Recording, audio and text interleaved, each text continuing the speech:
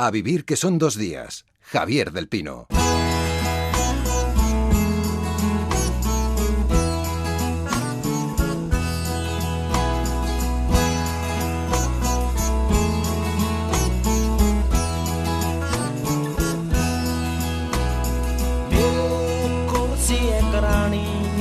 शायद मैं कहमा ओदे कोल सी मैं ओने ओदा कमरा दुखा लिया है नी ये अच्छी नॉर्वेजियन लकड़ी ओने क्या रेला ता मैं जा जिते भी तेरी मर्जी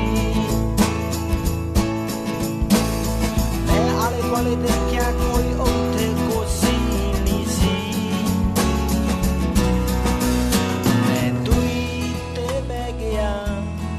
समा सोच के ओदी शराब पी के असी 2 बजे तक गल्लां कीतियां फे ओने क्या सौंदा समा हो गया। Ramón Lobo, buenos días. Muy buenos días, ¿qué tal? Muy bien, ¿y tú? Buenas noches allí, ¿no? En Washington. Sí, madrugadas, aquí todavía madrugadas nevadas, por cierto. Ayer, sí, ya he visto.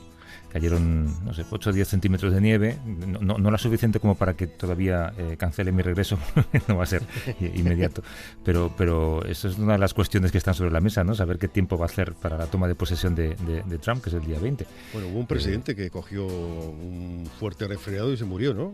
Sí. Poco después, por empeñarse en pasear por Pennsylvania Avenue. Claro, lo que pasa es que con la toma de posesión de Obama, por ejemplo, se llenó por completo el mall de Washington, pero claro, tenía muchos votantes en Washington, especialmente toda la comunidad afroamericana que vino a celebrarlo, ¿no? Yo creo que Trump en esta zona de los 3 estados, ¿no? De DC, Maryland, Virginia, no tiene muchos seguidores en esta parte de Virginia, pero ya montarán autobuses para que aquello no esté demasiado vacío. Por cierto, te cuento un par de cosas, mira. Una, tú sabes cuando vas a Estados Unidos que te hacen una larga lista de preguntas, ¿no? Tienes que decir si has sido nazi, terrorista, este tipo de cosas, ¿no? Y además ahora tienes que rellenar, si no tienes visado, lo que llaman el ESTA, que también es un proceso que requiere sus 20-30 minutos porque tienes que responder a un montón de preguntas. Y hay que tener cuidado porque hay una página fantasma que se te mete y te cobran mucho más que la página real. Sí, y es un dinero que no va al Departamento de Estado como en la página real, ¿no? No va precisamente a ese departamento. Bueno, pues a partir de ahora, esto me lo habían contado en diciembre, pero yo pensaba que no era cierto, pero sí que es cierto, han empezado a hacerlo. Te van a pedir también cuál es tu cuenta de Twitter y cuál es tu cuenta de Facebook, cuál es tu cuenta de LinkedIn, si lo tienes, todas las redes sociales, toda tu actividad, digamos, digital. Puedes decir, bueno, pues tampoco tiene mayor historia que yo ponga que soy Ramón Lobo en Twitter, pero claro, si tú alguna vez en Twitter has puesto un tweet en el que menciones, por ejemplo, al ISIS, pues a lo mejor se dispara una alarma y te van a hacer todavía más preguntas de las que ya te hacen a ti por tu propio aspecto. Yo voy a tener muchos problemas ahora, ¿eh? Claro, porque me han hecho ministro de Economía en Venezuela. Es que tú tienes varias alarmas rojas que se pueden disparar cuando tú entras en suelo americano. Hay un tipo que es un impostor, claramente, que se llama Ramón Lobo y que dice que soy yo, vamos, no sé. No, y tiene una cuenta de Twitter que es igual que la mía, pero luego tiene las siglas del partido venezolano, el Partido Socialista Venezolano. Y encima en Venezuela, que es un país como todo el mundo sabe, tiene grandes amistades. Me han hecho ministro de Economía. Tuve que advertir a los amigos de la derecha, de Germán Terch, etcétera, que, ojo, que yo no era este tipo, que este tipo es un impostor. Has dicho a los amigos de la derecha, luego repasamos ese concepto al final del programa.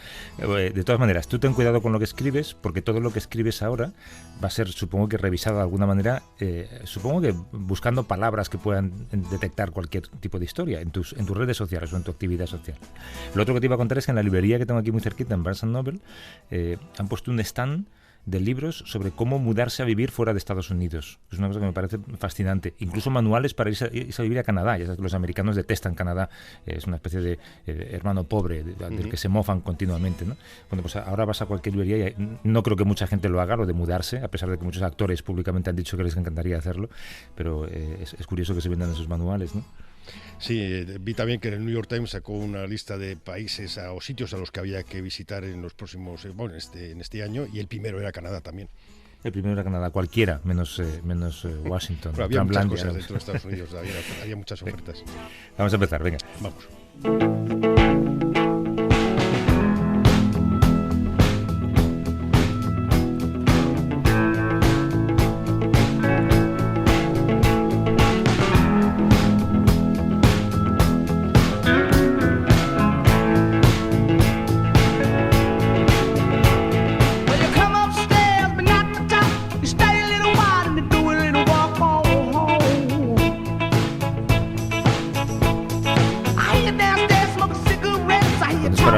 una canción que está en el disco de Vivir, Ramón. Y que conste que este grupo lo puse yo y no me has hecho ninguna Los mención. Alabama Shakes, perdona, vamos a apuntarnos el descubrimiento de esto.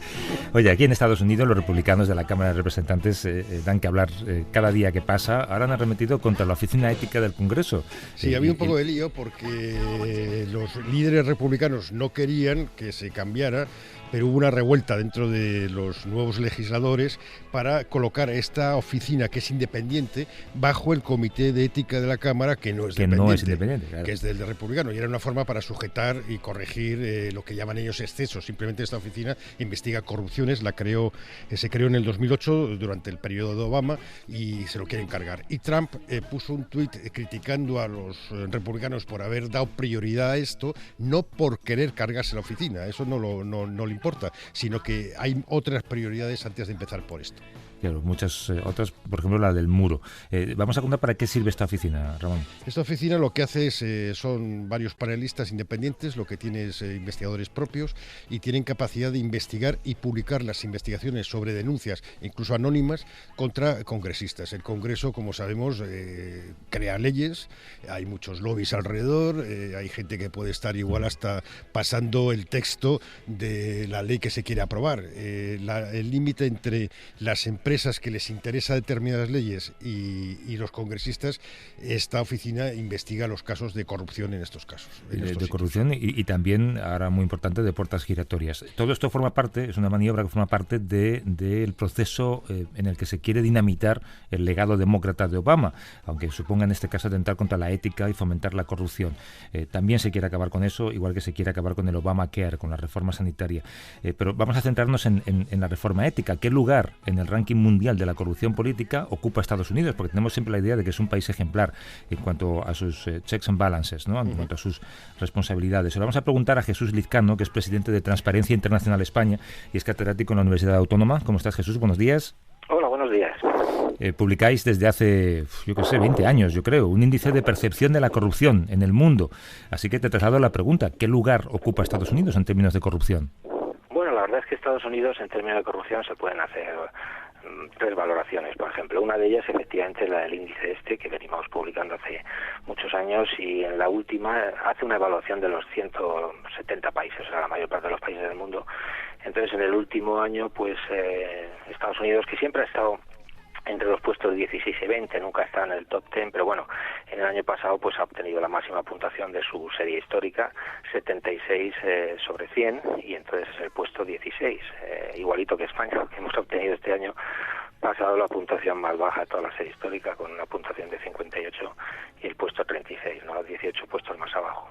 Por sectores, si queremos hablar por sectores también, yo creo que es importante, tenemos otro índice, el Barómetro Global de la Corrupción, que evalúa la corrupción en 12 sectores de la sociedad, de los países. Pues los partidos políticos, la clase política es la peor evaluada en Estados Unidos, con una puntuación de 4,1 sobre 5, 5 es el máximo de corrupción, y aquí también en España sale lo mismo, que la clase política, los partidos políticos son los peor evaluados. Los menos corruptos en Estados Unidos pues son el ejército, el sector educativo y las ONGs. Y luego la tercera pata, ya me permito acabar, digamos, esta trilogía, es el índice de fuente de soborno, es decir, el pago de sobornos en Estados Unidos, y ahí hacemos una clasificación de 28 países y ocupa la posición número 10. Entonces, bueno, pues en definitiva España ocupa la posición número 11 en ese ranking de 28 países.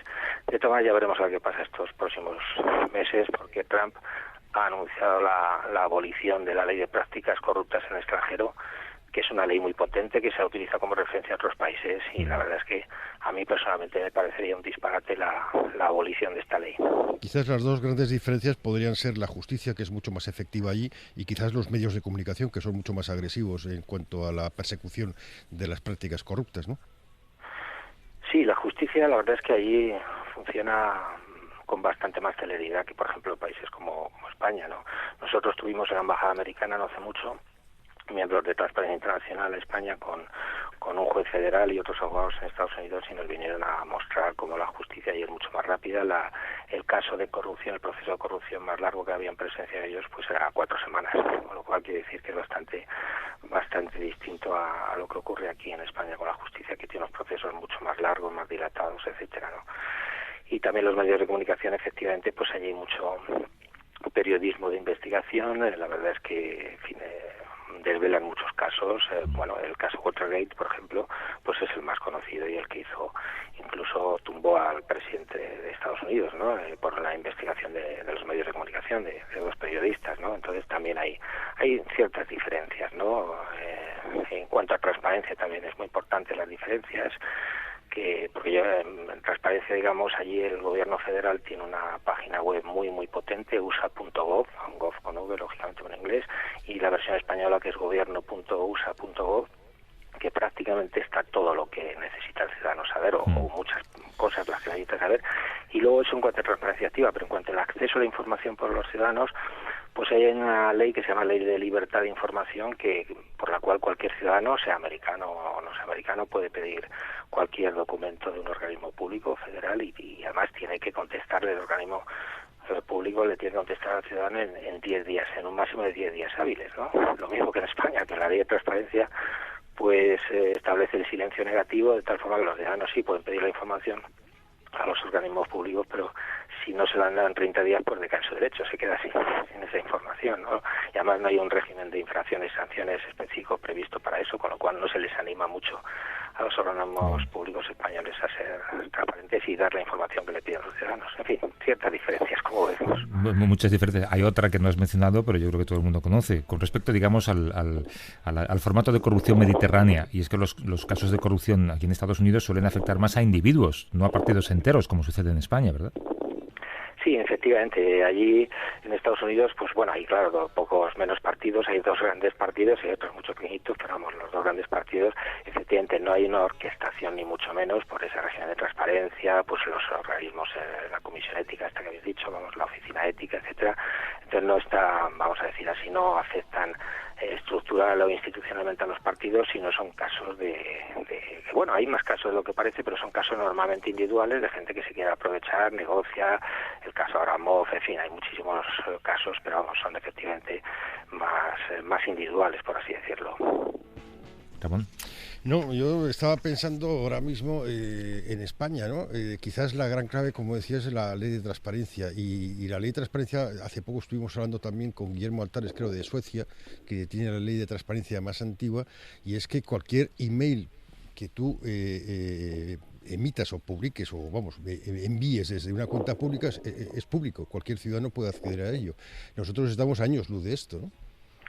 Sí, la verdad es que efectivamente hay muchos países. Los países normalmente cortan anglosajón, no se puede generalizar, pero tienen ya leyes de transparencia mucho más antiguas y una cultura institucionalizada de la transparencia.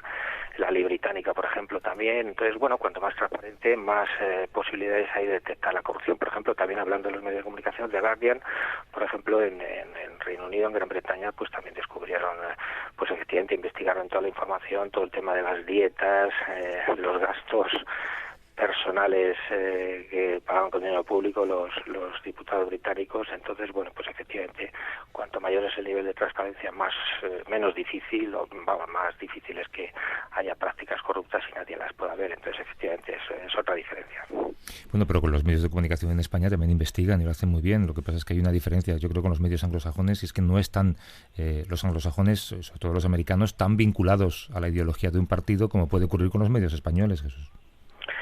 Sí, la situación de los medios de comunicación aquí en España, claro, es muy difícil. Ha habido una crisis muy importante a nivel económico. En fin, el sector pues además ha cambiado bastante la estructura, porque han aflorado medios de comunicación digitales que son bastante buenos y también investigan, efectivamente. Y luego, pues el hecho que parece que hay 11.000 periodistas que han perdido el empleo en estos últimos 8 años, el alto nivel de endeudamiento de las empresas de comunicación, etcétera. Entonces eso propicia que haya, menos recursos para el periodismo de investigación, pero efectivamente va habiendo cada vez más periodismo de investigación que están descubriendo bastantes cosas. Lo que pasa es que efectivamente, pues en definitiva, pues no hay tantos recursos, pero yo creo que no hay que subvalorar en absoluto, y lo que sí hace falta es un mayor nivel de transparencia. Eso venimos diciendo, transparencia internacional en el sector, vamos a decir así, pues las relaciones entre los medios, sus propietarios, etcétera. Yo creo que es importante que vaya aumentando la transparencia, la va habiendo ya cada vez más, afortunadamente, como en muchos sectores, pero bueno, tengo que decirlo, aunque sois un medio de comunicación, pero mi obligación, pues lógico, es decirlo, pero vamos, no hay que subvalorar en absoluto el papel de los medios españoles, que cada vez hay un mayor periodismo de investigación, y eso es muy importante también para la democracia y para la transparencia social. Jesús Lizcano, es presidente de Transparencia Internacional en España. Gracias, Jesús. Un abrazo. Un abrazo. Igualmente, un abrazo. Hasta luego.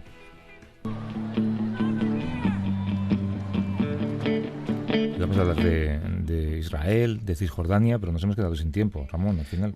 Bueno. Además, era interesante hablar del nuevo panorama que se abre allí después del odio que se han mostrado Netanyahu y Obama, ¿verdad? Se abre un nuevo periodo. Ha habido un caso muy interesante, que es el de Lor Azaria, que es el cabo que disparó en Hebrón contra un palestino que estaba herido, que le han condenado. Hay hubo disturbios en la puerta del cuartel, ha habido amenazas en Twitter y en las redes sociales contra los 3 jueces, que 2 ellos son jueces militares y un tercero es militar, y bueno, en unos días sabremos la sentencia, pues y incluso Netanyahu pide el perdón del soldado. La semana que viene, hasta dentro de 7 días, Ramón, un abrazo. Un abrazo, cuídate con las nevadas.